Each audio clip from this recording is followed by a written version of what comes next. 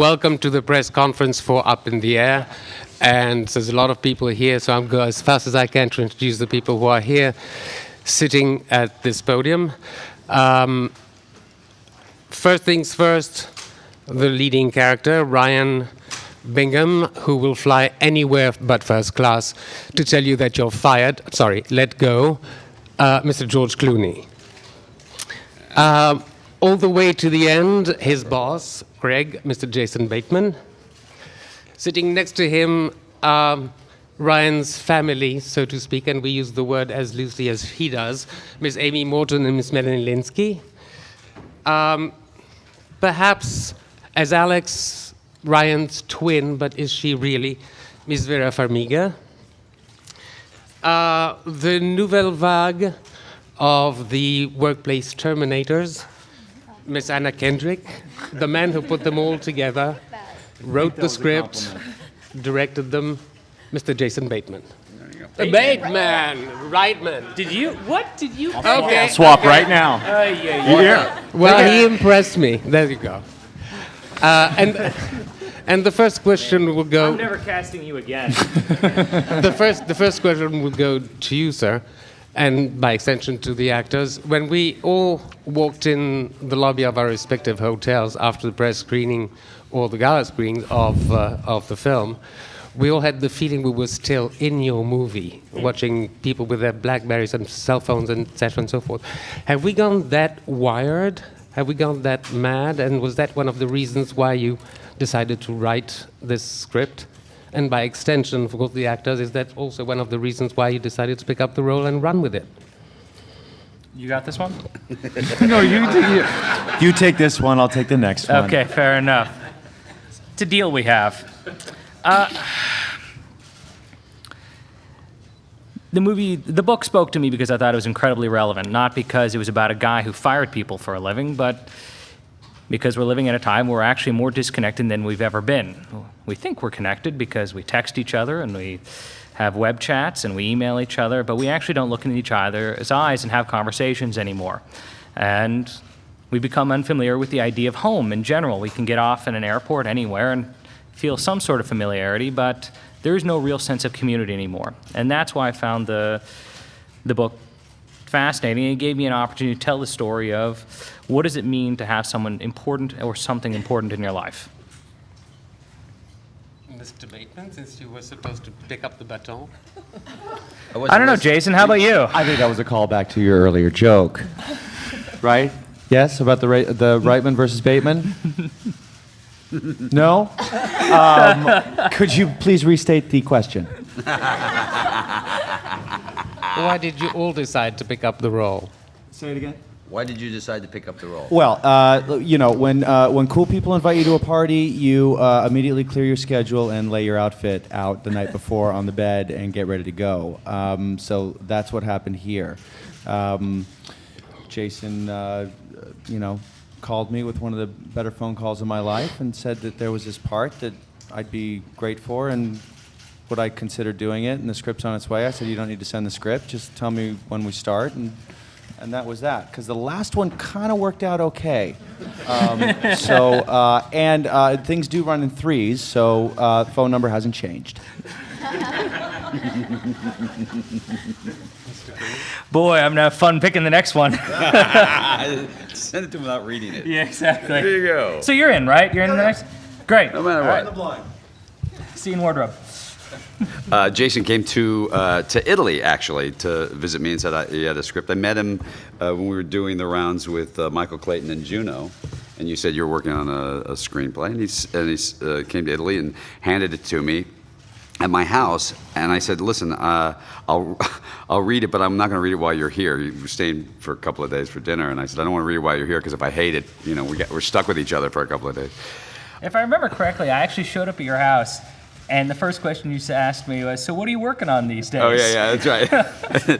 He's like, this. I go, I'll read it, but I don't want to read it now. And then I snuck upstairs and read it right away, and I came down and I threw it on the table and said, okay, I'll do it, let's go. And that's sort of how it worked out for us. And then we ate pizza. I love how a casual moment for you is one of the great moments of my life.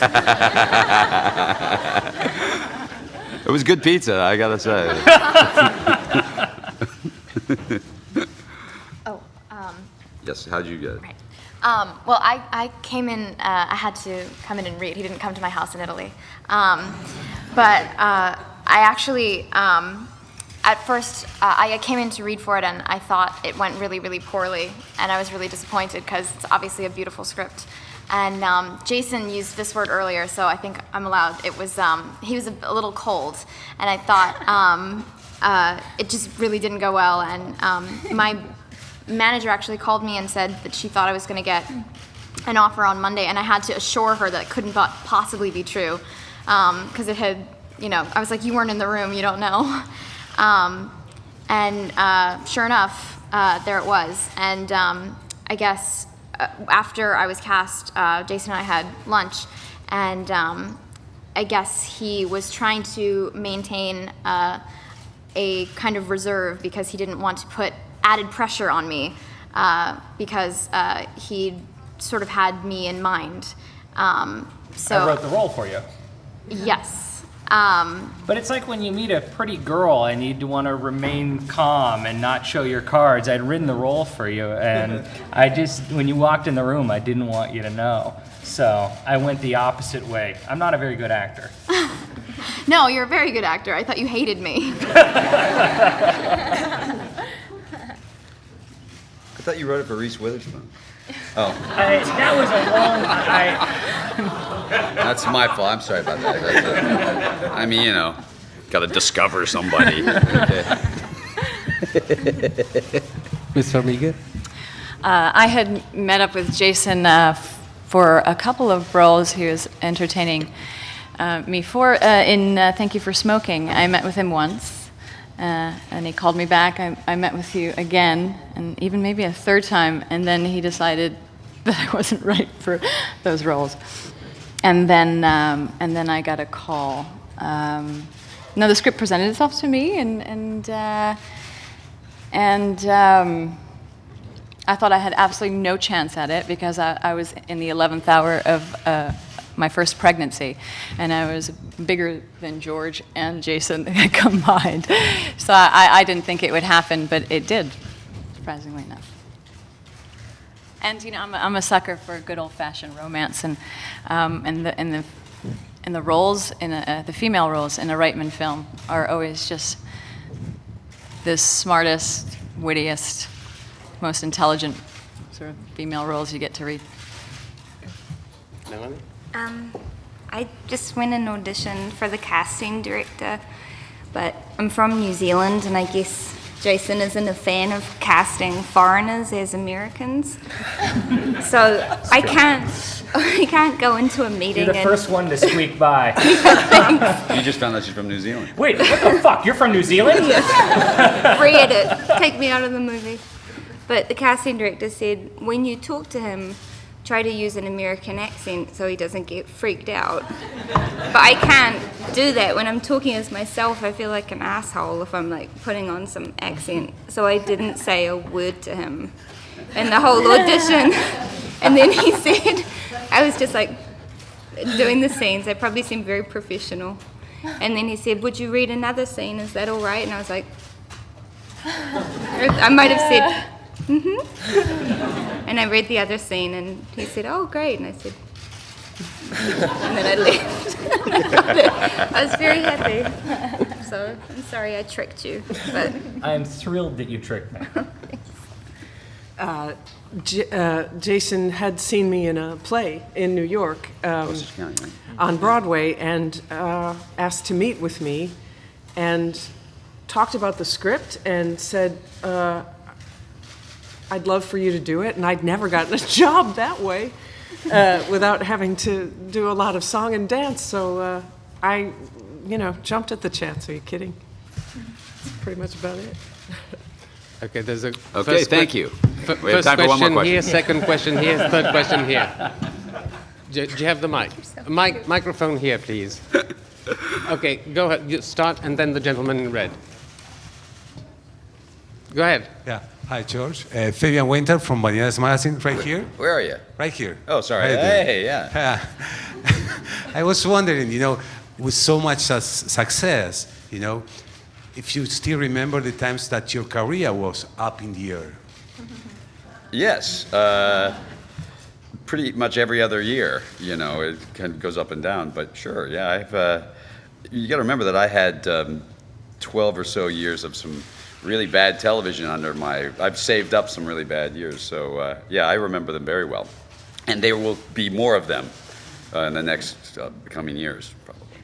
Have fun with that. I will. I'll enjoy that. Sir? Mohit Rajan, City TV. I'm wondering, this film actually puts the fun back into traveling. A lot of movies, bash air travel, etc. What are the one things that when you guys travel from home that you take with you regardless? It's something that you have to take from your home and pack, or it's a part of your travel experience without a doubt? Underwear, Your wife. my wife, my Kindle, in that order. I'm Child. gonna Sometimes you leave the child behind. I'm going to start packing those surgical booties for my feet when you do that real disgusting walk through security and you have to take off your shoes and walk in everybody's foot sweat. Surgical booties, yeah. Surgical booties. Yeah. I thought of that. I don't know. What else? Sir. Who do you guys travel with? I bring my husband and my dog. I have my dog with me right Really? now. Yeah. Really? You travel with your dog? So you couldn't fly Air Canada then? I did fly Air Canada I thought they didn't allow dogs. with my dog. Yeah. Well, they just hit it. You snuck one by? Yeah. Bravo. I just didn't talk to them. What kind of a dog is it? Is it a big dog? No, she's little. She's Okay, a that's easy. Chihuahua Dachshund. You know, if it's like a It's a cat. Rottweiler. Yeah. Rottweiler, It's like very a- hard to yeah. sneak by. Oh, put glasses on it. Overcoat. The gentleman here, the lady there. Oh, there you go. okay, That go was ahead, photo. sir. That was photo. Go ahead, Nicely done. then you. Hello, Juan Carlos Garcia from Mexico for Mr. Clooney and Mr. Jason Bridman. Mr. Clooney, your name is one of the most requested in Twitter and Facebook, but there is no official George Clooney. I would like to know if you are interested to sign in and being updated, or if you tend to see Are you something. asking if I want a Facebook page? Is that what you're asking? I would. Let me think. I would rather have a prostate exam on live television by a guy with very cold hands than have a Facebook page. But I'm happy that other people enjoy it. I haven't done that somehow. Where do you have your Grammy? Where do I have my Grammy? It's on a shelf. Question here, then the gentleman there, the lady, the blonde lady there. Go ahead. Anthony Kaufman, Wall Street Journal. I'm curious how the current economic crisis, which certainly makes its way into the script and the story, affected all of you folks, and whether that was how did you sort of deal with that personally? That's sort of for the actors, and for you, how did that find its way into the script? And also, Jason, in terms of the people that you talked to, I got the feeling some of them were actual people laid off. Can you talk about how you found some of those people? Certainly. Well, when I started writing this movie, we were in an economic boom, and I was writing the movie more as a satire. And over the 6 years that it took me to write this movie, obviously the world changed. And as we started to approach actually making this film, I realized that these satirical humorous scenes about getting fired weren't so funny anymore. And as I approached the idea of actually writing them as dramatic scenes, that I couldn't do it. I think I'm a pretty good writer, but for whatever reason, I couldn't nail the authenticity of that moment. We happened to be shooting in St. Louis and Detroit, which are two of the cities that got hit hardest in the States. And I decided the only way to tell this would be with the real people.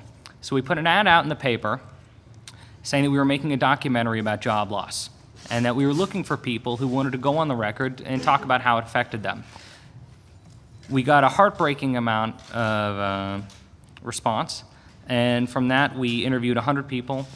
We put 60 on film and 25 are in the finished movie and are now also members of SAG. Which, the 25 one? Yes. Yeah. I'm also a member of SAG. Yeah, you know, it was a funny thing. Even when I first read the script, it was just before the big sort of crash.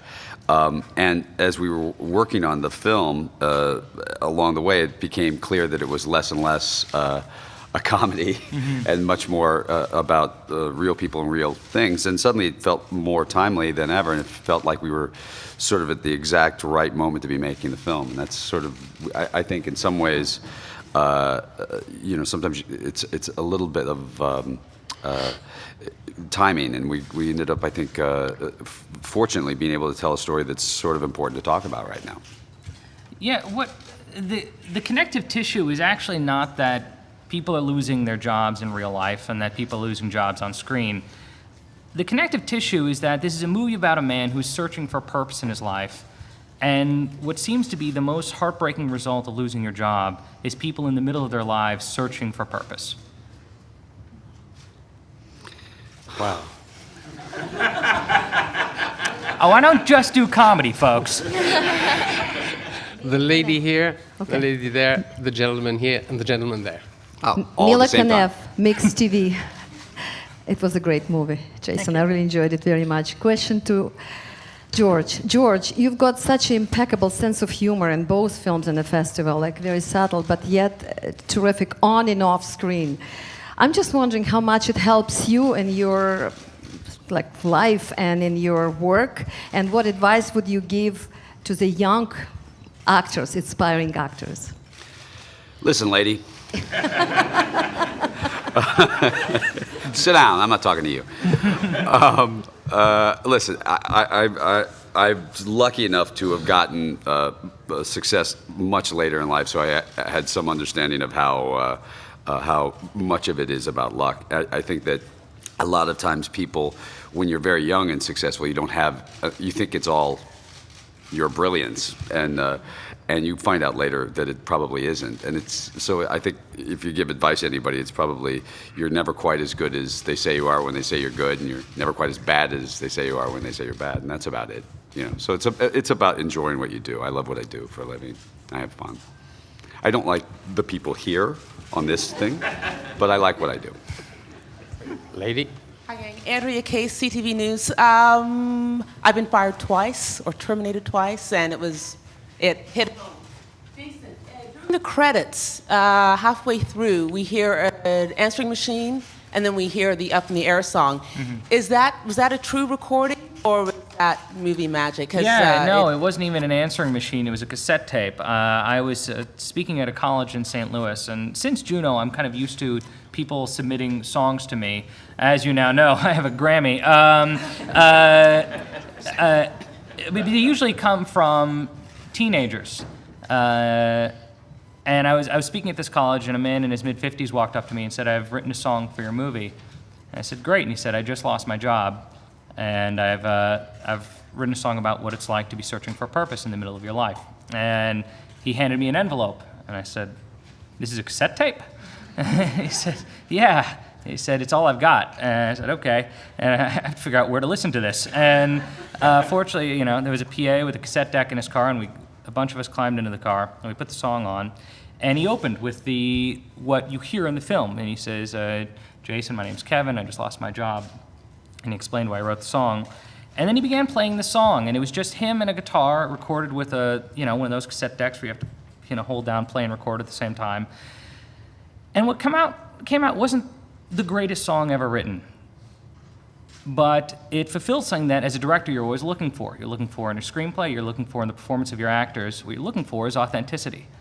And this is a film that's not about job loss, but certainly touches on it in an important way. The only experience I had with job loss, with the amount of job loss for the last year coming into this movie, was the top of masthead. It was percentage and numbers that I really couldn't put a face to. And over the course of interviewing these people that we put in the film, I certainly was confronted with the face. And in this song, somehow, I was, confronted with the heart of it. And I was about halfway through listening to the song when I realized this has to go in the movie, and it's going to be in the end credits. A lady, and then the gentleman here. Go ahead. Hello. Yeah, not good. George, just hi. Hey, Helen, hey, hi, Helen Good. from Australia. Yeah. Just come from Venice. Just wondering what kind of economic measures, following on from that guy, you've had to make given the world recession. Have you maybe had to sack your cook at your chef at the Lake Como, so that you now only get to eat pizzas, or Did I have to what? I couldn't have you had to downscale things because of the economic crisis? Yes, I fired 6 of my drivers. Because I got to tell you, at some point, 8 or 9 is fine, And I put one of my planes on eBay and sold that. I've had to downscale considerably since the economic crisis. But seriously, I mean, with film. Really, honestly, to me, you say seriously? Okay, all right, hang on, wait. Okay, go. Well, how about with producing movies professionally and roles? Are they more difficult to produce now? Right. Section 8's finished. The Informant's the last of the Section 8 films. It's here at the festival. Is it more difficult to produce movies now and get to direct them? It's certainly more difficult to produce them. What I've been working on for quite some time is trying to do films within a budget that makes them still producible, and it's hard to do. It's hard to find the right kind of films. I've been lucky enough to continue along that path. It requires myself to also economically change the way that films are made for actors, in my position, which means do them for almost nothing up front and take a back end. And if they make money, you make money. If they don't, you made the movie you want to make. And that seems to have worked for me for the last few years. And so we're trying to make films within a budget because we want to still make movies and we don't want to just make tent poles. There's nothing wrong with them. They keep the studios going, but I don't really, there's not really a place for me if that's the only business in town. I'm not really, I buried the Bat franchise once. I really don't have many other ways to go. I'll use this opportunity to tell you all that two of the two producers are here with us today, Mr. Tom Pollack and Mr. Ivan Reitman. Who? And not Bateman. The gentleman over there, and then the gentleman here. Hi, Go ahead. I'm Dennis from Hong Kong Cable Entertainment News, and I have a question for George. So you have brought 2 movies to the festival this year, and both are comedies. So does this signal that you have a preference for your coming projects in terms of movie genre? I didn't hear the last part of it. You said we brought 2 comedies, and is that what I'm... Does it mean that you have more comedies coming up, and a preference on movie genre? Well, Leatherheads ended up being a drama. Let me think. I don't know. I'm just trying to do good films, and I've got a few, of each. I'm lucky enough to be allowed to play in both things. I don't think of this as necessarily a comedy, even though it's very funny. I think it's, especially since it addresses certain things in my life, I found it a little more harrowing than a comedy. But no, I'm going to try. I'm doing the same thing I've been doing all along, which is try to do both. Sir? Not very interesting answer. You're the worst. Not good. Brian Johnson from Maclean's Magazine over here, George. For you, yes. Jason, you told me that you wrote this story specifically for George Clooney. Uh-oh. So I'm wondering, what is it about this guy, this character who's a man adrift and without purpose, George, that appealed to you, and that how did you see yourself reflected in this guy? And a lot of people seem to feel that this character seems to be closer to the real you, whoever that might be, than a lot of guys you played. Well, we are the same height. I don't know. You wrote it. You talked about that. I don't know. Go ahead. Say something mean.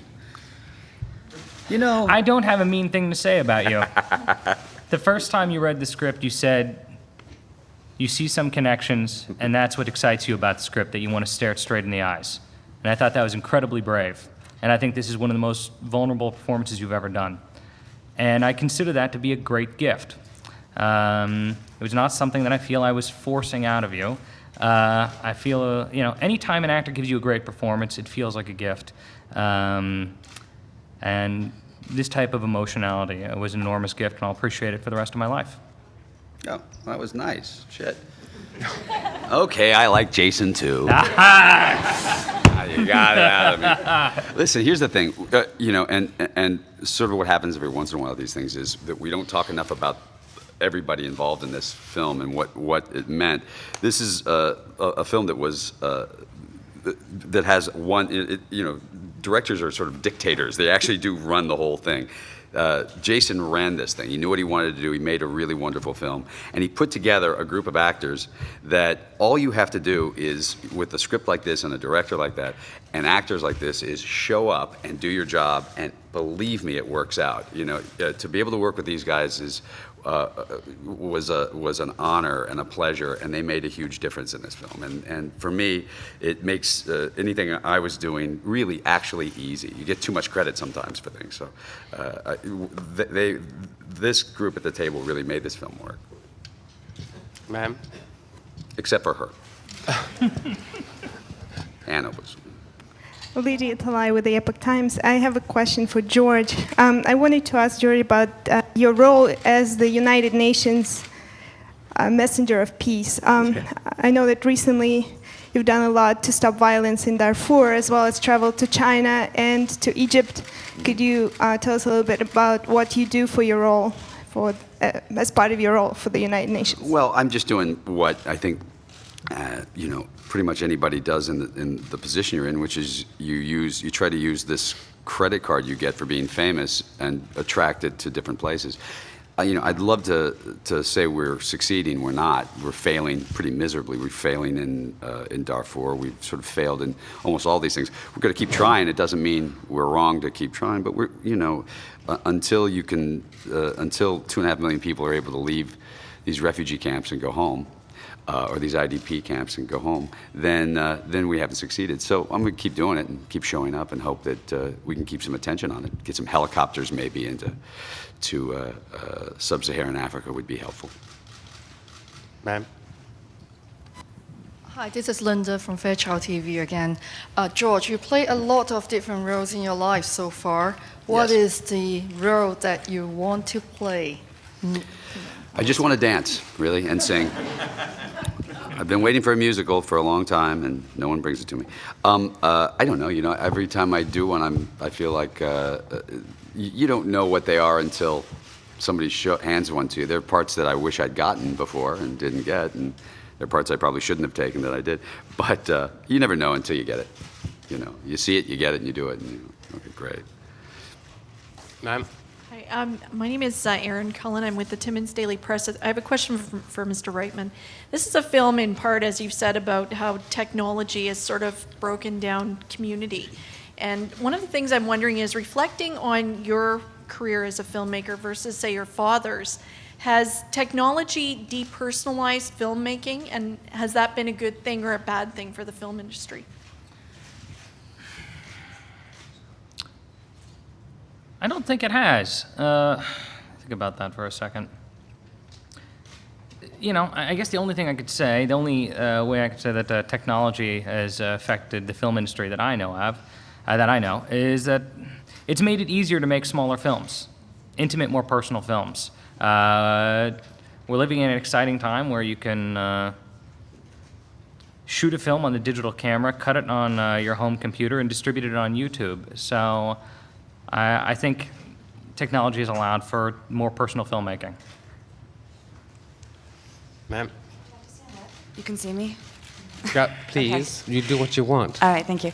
It's Sarah Nicole Prickett with Toronto Life. I have a question for both Jasons, actually, because this is the third movie you've made together, right? And I'm wondering... You're in Thank You for Smoking. You don't know it, but sorry. I actually went back and cut you in. I'm just too big a fan now. I could not have you in it. Sorry, I'm sorry. Excuse me, I'm second. Okay, so you obviously like each other. I'm wondering if you can tell me a bit about your relationship and what it's like to work with each other. Yeah, tell them about your relationship. Do you want to explain this now? There was a short period in California. Experimental time. Where things were made legally easier. Angel, you want to pick this up? No. We're clearly like each other. I selfishly like watching him do what he does as a filmmaker, since that is something I aspire to be one day. So it's nice to have a good seat to watch somebody do it as well as he does. And I will, lay dolly track for him if that's what it takes on the next one, just to kind of be there. I'm so glad you brought that up. You having trouble with the key grip? I got it. I got you. Key grip, well, grip. I'll take you got to start somewhere, dolly Jason. grip's fine too. Watching the extraordinary evolution of Jason Bateman since Arrested Development has been really exciting just as a fan. The fact that I get to work with him as well is really cool. He's one of the few actors who can do drama as well as he does comedy. And I will always be looking for a role for him in every movie I make. Silver Spoon's the movie. Silver Spoon. Everybody got that, right? I mean, you may be deposed later. Graham Phillips, Now Magazine, for Anna. The character you play in this movie is frankly a bit of a cold bitch. You seem very sweet. Sir, I'm sure I don't know what you mean. You seem very sweet. How did you prepare yourself for this role? I have a lot of the control freak aspect of Natalie in me. I'm usually more of a mess than she is. In this film, I think for the first time in her life, she's a mess because she's managed to stay in control and get things to go her way probably for the majority of her life. And the first time that she meets Ryan Bingham, things start to unravel. And I think I usually feel more that way. But I think the wanting to stay in control and I think that that's something I could have cultivated more, and I could have been Natalie if I hadn't found a way to kind of deal with vulnerability. And it's a lot easier. I was saying earlier, it's a lot easier to cry on film than it is in real life. And I think if I didn't have this kind of outlet, I could have been a lot more of a cold bitch. Your words. But you're still. Shut up. Go ahead. Hi there, I have a question for Jason. I'm a young Canadian filmmaker, and I have a problem. Yeah, where do we begin? I want to make films at home, but in order to do that, I may have to find financing from elsewhere. But I still want to qualify among my peers. And when I look at a film like Juno, which I love, it's shot in Canada, great Canadian cast, directed by a Canadian, a lot of Canadian crew, but still didn't qualify as a Canadian film. What went wrong? You're trying to get me into trouble. I've spoken about this before, and it's a no.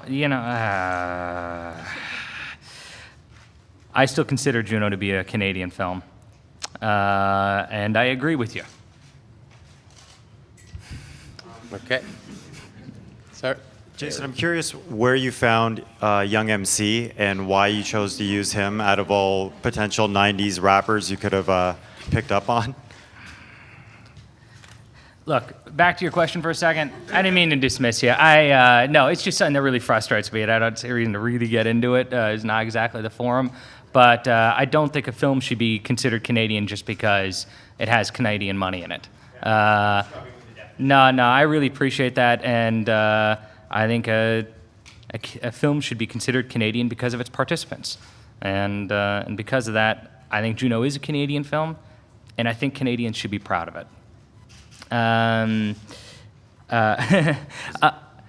What was the second? Oh, Young MC, and now Young MC. I've always been a fan of Young MC. I'm a huge hip-hop fan. I think because of Juno, people think I only listen to twee folk music. And that's one of the great things of being a writer-director is you can write the words, and then Young MC takes the stage, and then months later, he actually shows up on your set, and you get to see a live rendition of Bust a Move. And the DJ behind him, for anyone who's into hip-hop, was Cut Chemist. So that was actually a live mingling of Cut Chemist and Young MC. Okay, so there weren't a lot of hip-hop fans in the group tonight. Question over there, then here, then here. Hi, good afternoon. My name is Giovanna. This question is for Jason. This festival has been somehow shadowed by the word controversy. No matter where you look, there's that little word controversy. And the way I see the world right now, I'm very into politics and journalism. I'm from Colombia, so, and I see and I think that the world, there's enough frontiers, there's enough divisions, and I don't understand why a festival that should bring all the talents, it doesn't matter where we are from, together, is today dividing and not allowing certain people to expose their talents and their films. So what do you think about the city-to-city situation with the Tel Aviv? About the Tel Aviv controversy. Oh, you know what? I actually don't know enough about it. I've only kind of heard about it in passing, and I don't know enough about it to comment, except for the fact that I think a film festival should be like the Olympics. I think you should put arguments aside for the sake of the films. Question over there, and then the gentleman. Me question? Yeah. Hi, from the Globe and Mail for George. This is a rare romantic role for you. You're a leading man who doesn't often play romantic roles, and I wondered if you could talk about, do they just not usually appeal to you? Are they hard to find? Well, I've done them a few times. The truth is, there really aren't very many good ones. I mean, honestly, there really aren't very many good romantic comedies. That, we've seen it. We've seen them done so well. In the 40s and 50s and even the 60s. It's hard to find them. I've done a few, and every time I've done them, I've sort of felt as if we know how they're going to end.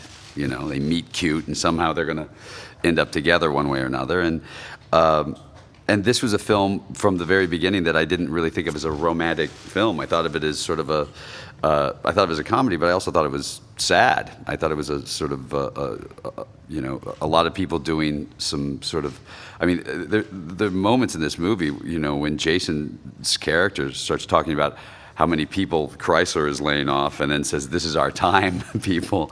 There's something sort of incredibly sad about that. I didn't think of it really necessarily as a romantic film, although it has, a great romantic underpinnings. But I don't look for them. I don't find them to be necessarily very original anymore. When they are, I'd love to do them. It's just I don't see them very often. We'll take a few more questions. Hi. Sir? Hi, Daryl Jordan Hicks from Astral Media. My question is for George. George, you've been obviously very politically motivated, very politically outspoken. I was wondering what your thoughts were on President Obama's push for a new healthcare system. I'm glad you asked me that, and I'm sure Obama's glad that the president's glad you asked me that too. Listen, I'm a huge fan of this president, and I wish him nothing but luck in what he's trying to do. I think he's trying to make the world better, not just even the country. I think he's trying to make the world better, and I hope that he has nothing but great luck in doing it. It's a difficult task, so a lot of people haven't succeeded at it, so I hope he does. Hello. That was political, right? Hello? Yeah. Yeah.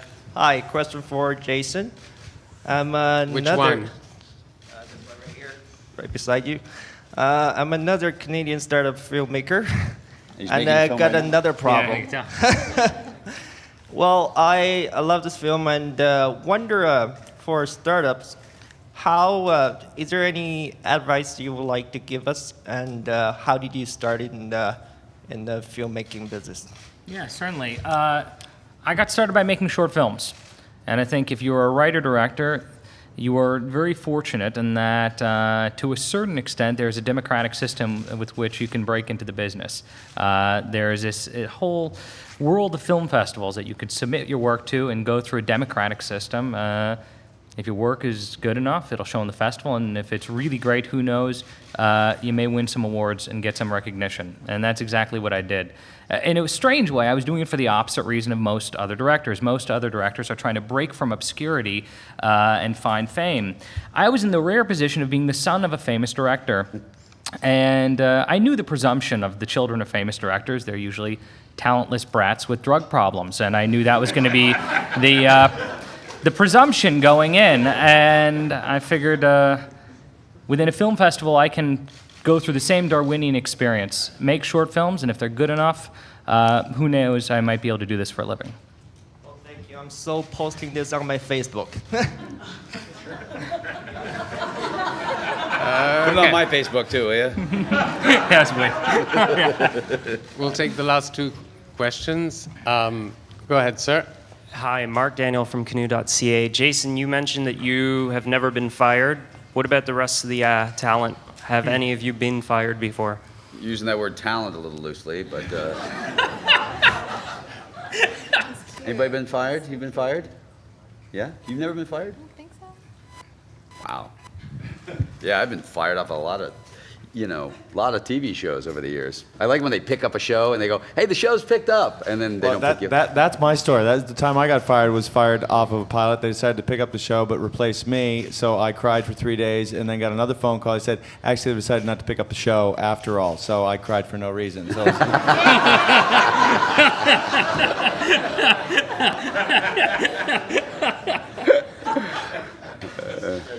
Nice business. Anybody else? You guys get fired? Never? Luckily, no. I've been fired. Yeah? Yeah. Was it mean? Were they mean to you when they did it? Or? It was horrible. It was It was- awful. I don't know why I'm talking about it in front Was of it- the whole world. Was it an acting job or was it? It was an act. I have never had another job. I've only ever been an actor. Wow. Really? So. Well, that's awful. That's Yeah. But I was fired once and it was horrible. I was too cerebral for the role. They said they wanted people to sit in front of their televisions and have a good time and not have to think too much. And the way I was playing the character was requiring people to think too much. So I said, thank you, I guess. Good luck. They cast someone from a soap opera. That works then. Yeah, that's my story. Vera, did you get fired ever? No. Not from anything? Never? Never, no. Really? No. You never been fired either? I've been fired so many times, I can't believe it. I once had to fire a 7-year-old girl on a Walmart commercial, though. Oh, yeah. I'm not a nice person. I did a series called Baby Talk, which was the sitcom of Look Who's Talking. And Ed Weinberger, who was the producer, and he and I didn't get along, and eventually, I'm not sure whether I was fired or quit from that one, but we had a baby that we shot for 3 weeks with, and Ed hated the baby so much he fired the baby. And I thought, man, you're like 12 weeks old and you've already been shit canned. It's like, just not. Climb back in. Exactly. Yeah, I've been fired a bunch. Sir. Sorry. Hi, Regina Scruggs, National Public Radio in Houston. Just saw the movie this morning, thought it was really great. Congratulations to everybody. I have a question for Jason Reitman. You already... Sorry, dude. Sorry, Jason Bateman. I do love you, Jason Bateman. Sorry. But Jason Reitman, my question's for you. You already touched on the soundtrack a couple of times. I do a weekly radio show on film music. Talk a little bit about working with Rolf Kent, if you would. Certainly. Rolf Kent is a composer, is probably most known for doing all of Alexander Payne's films, and he did my first film, Thank You for Smoking, and he did this as well. He's one of the rare composers who really knows how to do subtle comedy. Comedy is one of those tricky things, across the board. I think there's this idea that it can only be broad, and Rolf knows how to come at things with a light touch and uses very interesting instrumentation, and I look forward to working with him again. On that note, ladies and gentlemen, I'm afraid our time is up. Thank you very much for being here. Composer. I think that makes sense, yeah. Thank you, guys. Thank you. Seawall. Hey, thank you very much.